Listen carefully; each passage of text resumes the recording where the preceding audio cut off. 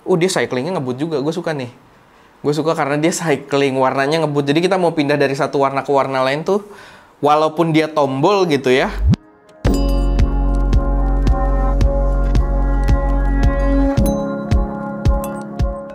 Halo semuanya, selamat datang di channel SMID dengan gue Erwin yang seperti biasa akan memberi kalian referensi racun lagi.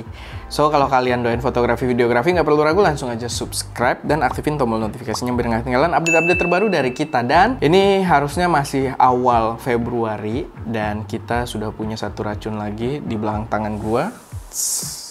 Sebuah lighting RGB LED RGB compact lagi. Sebenarnya bukan mulai bergeser ya, cuma nambah gitu. Jadi sebelumnya kita itu identik reviewer yang semua mic wireless kita bahas. Sekarang tidak ada lighting RGB yang tidak lepas dari pantauan ST Media gitu. Karena di sini kita kedatangan lagi sebuah lighting LED compact RGB dari brand Mamen.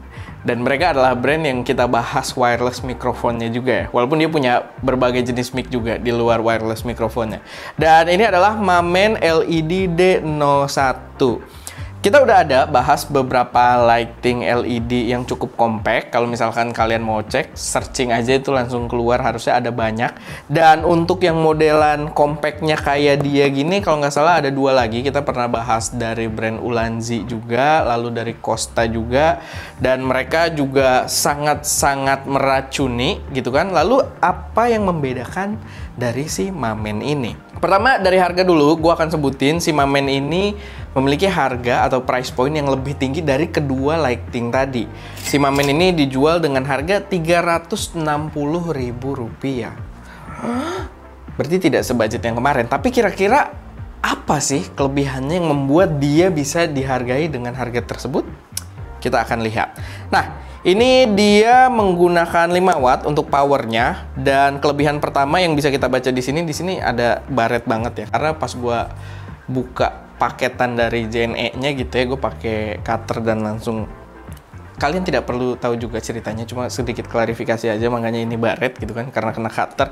Dan di sini kita bisa langsung lihat power dia mirip-mirip, dia menggunakan power 5 watt, tapi baterainya dia lebih tinggi di 2500 mAh.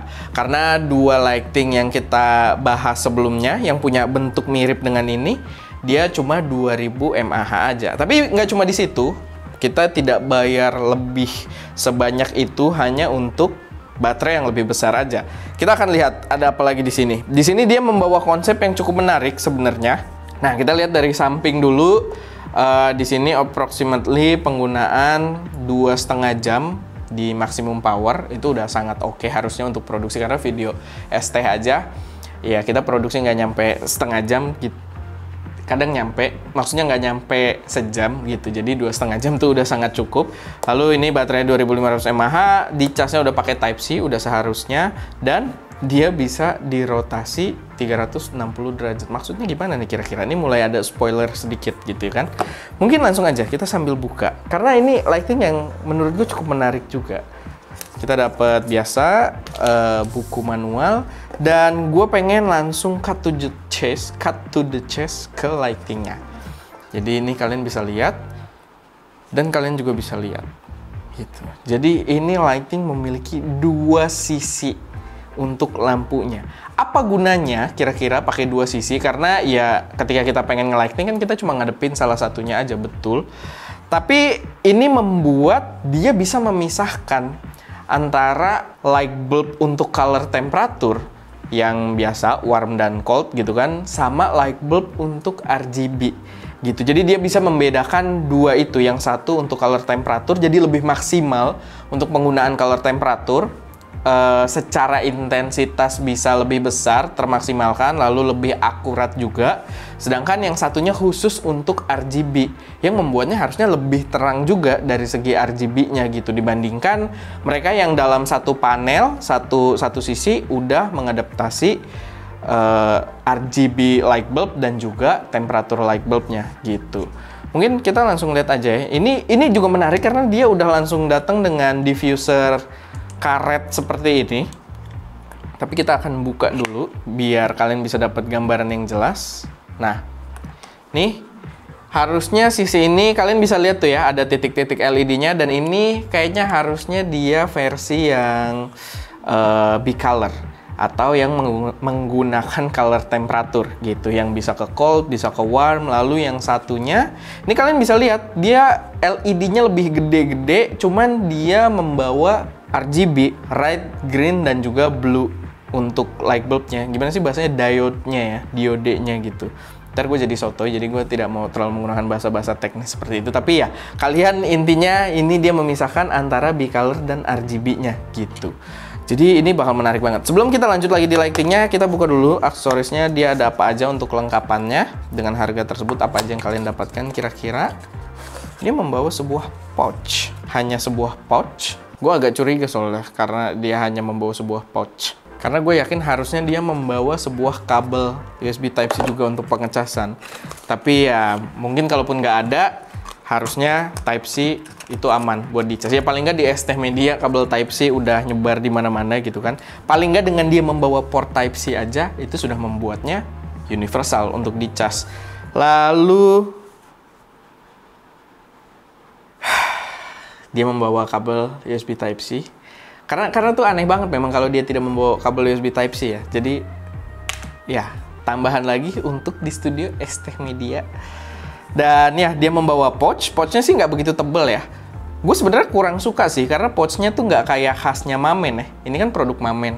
Mamen kalau kalian tahu, kita biasa kalau mikrofon itu dapat pouch hitam lalu ada tulisan Mamen warna emas gitu. Nah di sini dia pouchnya simple aja, straight to the point buat bawa-bawa lightingnya dan juga si diffusernya itu. Cuma ya gue agak berharap kita dapat pouch yang seperti mikrofonnya gitu. Karena tuh lembut aja gitu buat dipegang. Oke, itu jadi kelengkapannya. Sekarang kita akan impresi si lightingnya. Pertama, build quality. Ini fix. Gue nggak tahu sih kalian mungkin nggak dengar suara metal ya, karena gue sih agak ragu juga dia buatan metal atau gue rasa aluminium mungkin. Tapi di sini rasanya tuh memang metal banget. Dan kalau dipegang dia cold to the touch. Beda jauh dengan dua lighting yang gue bahas tadi gitu, Ulanzi dan juga si Costa. Jadi dia dengan harga Rp360.000 secara build quality pun langsung berasa gitu ya. Ini fix aluminium, dia dipegang tuh dingin-dingin gitu, cold to the touch. Dan dia harusnya lebih rigid juga, bakal lebih heavy duty kalau kalian makainya agak kasar gitu kan. Tapi ya diusahakan pakai gear agak jangan terlalu kasar kayak di ST gitu. Tapi itu, ini build quality-nya udah oke banget. Lalu pengecasan nih kalian bisa lihat dia udah USB Type-C, kontrol semua di atas karena dia nggak bisa di belakang karena panelnya depan belakang ada gitu kan. Dan mungkin langsung aja kita coba untuk nyalain ya. Oke, itu mode RGB-nya dan di atas ada beberapa pengaturan. Ini kita di 26% untuk intensitasnya. Kita coba ke 100% dulu. Terang. Ya, kita nggak ngurangin cahaya di sini, tapi ya bisa jelas kalau ini cukup terang. Lalu kita bisa ngubah warna juga. Oke, mungkin dikurangin kah key light-nya biar lebih jelas. Tapi secara kasat mata sih gue bisa ngelihat kalau dia lebih terang memang dari dua yang gue sebutin tadi gitu. Dibanding si Ulanzi VL49 sih ini lebih terang gitu RGB-nya. Lalu kita bisa ganti warnanya, coba kita cycling. Dia cyclingnya ngebut juga, gue suka nih.